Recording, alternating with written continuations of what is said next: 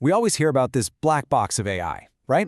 We're told that neural networks learn, but what's really going on in there? Well, today, we're going to pry that box open. We're going to follow the entire journey, step by step, to see how a network goes from basically a blank slate to something that can make genuinely smart predictions. All right, so here's the game plan. First, we'll look at the network's actual blueprint, what it's made of. Then we'll see it make its first wild guess. After that, we'll figure out how to measure just how wrong that guess was, and then, the really cool part, how it uses that mistake to get smarter. It all wraps up in what we call the learning loop. Okay, first things first. Before a network can learn anything, it has to, well, exist. So let's take a look at the fundamental structure of a neural network before it's even seen one bit of data. You've probably seen those diagrams everywhere. You know, the circles and lines connecting everything, looking all complex. But what does that actually look like when you sit down to code it? Turns out it's way, way simpler than you might think. And this is the part that is just so elegant. That complex-looking diagram, it breaks down into some of the most basic building blocks in programming. The entire network, it's just a list. And what's in that list? The layers. And each layer, that's another list full of neurons. A single neuron is just a little dictionary, and the most important thing inside is its weights, which is just a list of random numbers to start with. That's it. That's our whole blueprint. Okay, the blueprint is there. Now we flick the switch. Let's see how this static collection of lists and numbers actually comes to life to make its very first, completely uneducated guess. This is what we call the forward pass. Think of it like a cascade or a ripple in a pond. The data flows in at the beginning, and each neuron performs a simple job.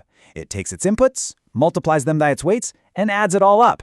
Then, that result gets passed through an activation function, which is basically just a little gatekeeper that decides if the signal is strong enough to pass along.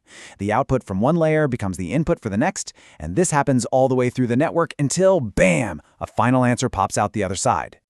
All right, so the network has spat out an answer. But here's the thing.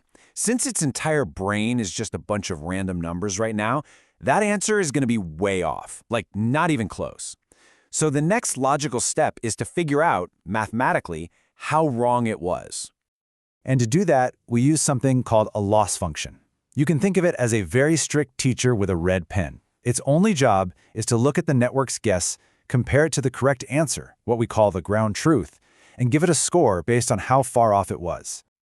A really common one is the mean squared error. It's pretty straightforward. It just finds the difference between what was expected and what the network predicted. Then it squares that difference. That's a key move, because it makes sure the number's always positive, and, more importantly, it really punishes big errors. A small mistake gets a small penalty, but a huge mistake gets a massive one.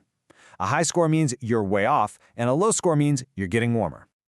Okay, this is the crucial moment. The network knows it messed up. It has a score telling it how much it messed up. But with maybe thousands or millions of connections, how on earth does it figure out which of them is to blame for the mistake? This, right here, is where the real learning begins. The answer is an absolutely brilliant process called backpropagation. And if you want to boil it down to one idea, it's this. It's a system for assigning blame. It works its way backward from the final error and very cleverly figures out how much each and every connection contributed to that mistake. Now, it does this using a tool from calculus, but don't worry, you don't need to be a math whiz. The core idea is simple. The network basically goes to every single connection and asks, hey, if I were to nudge your value just a tiny, tiny bit, how would that have changed the final error? It measures the impact of every single weight, which tells it exactly which connections need to be adjusted and in which direction. And here's how it starts. For that very last layer of neurons, it calculates what's called a delta, or an error signal. This little value is a score that combines two things. First, the actual error, how far off the guess was. And second, how confident the neuron was in its output. So, a neuron that was both very wrong and very sure of itself gets a huge blame score. This score is the signal that tells that neuron you need to change a lot. So, we've got the crime scene, the final error. We've assigned blame to every neuron. We have all the information we need. Now it's finally time to actually make the network smarter. Honestly, everything we've done so far, the forward pass, calculating the loss, the entire backward pass, it all comes down to this single, tiny action. This is the moment where learning physically happens. So how does it do it? Every single weight in the network gets updated using this simple formula. You take the old weight and you subtract a small correction. And what's the correction made of? 3 things. That blame score we just calculated, the strength of the input that came into it, and something called a learning rate, which is just a knob we turn to control how big of a step we take. It's not a wild guess. It's a very precise, calculated nudge in exactly the right direction to reduce the error. But look, one little nudge isn't enough. You don't learn to ride a bike by trying once, right? You try, you fall, you adjust, and you try again. It's the same thing here. Real learning comes from repeating this entire process over and over and over again. This entire cycle has a name. It's called one epoch. So you do a forward pass, take a guess, you calculate the loss, see how badly you messed up. You do a backward pass, figure out why. You update the weights, make a correction, and then you do the whole thing again with the next piece of data.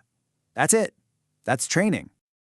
So let's just watch it happen. On the very first pass, Epoch 1, the weights are totally random. And as you'd expect, the error is super high. The network is just wildly guessing. But now, watch this. After just 20 trips through that loop, look at that drop. The error has plummeted. Those tiny, repeated adjustments are starting to work. The weights are no longer random, they're starting to get organized. And by the time we hit 100 epochs, the error is practically zero. At this point, the network's weights have been tuned so well that it consistently maps the inputs to the correct outputs. It's not guessing anymore. It has actually learned the pattern. So when you strip it all down, what is learning for an AI? It's not some unknowable magic inside a black box. It's just this elegant, powerful feedback loop. Guess, check your error, adjust to be a little less wrong next time. Repeat. That's the whole secret. It's a system designed to incrementally improve itself. And that really is the question, isn't it? We've just walked through the fundamental algorithm that powers so much of the world around us. We watched one tiny, simple brain learn a task. So what happens when you scale this up? When you take this simple learning loop and apply it to networks with billions of connections, trained on the entire internet, that's when you start to understand how something so methodical can produce results that feel, well, almost like magic.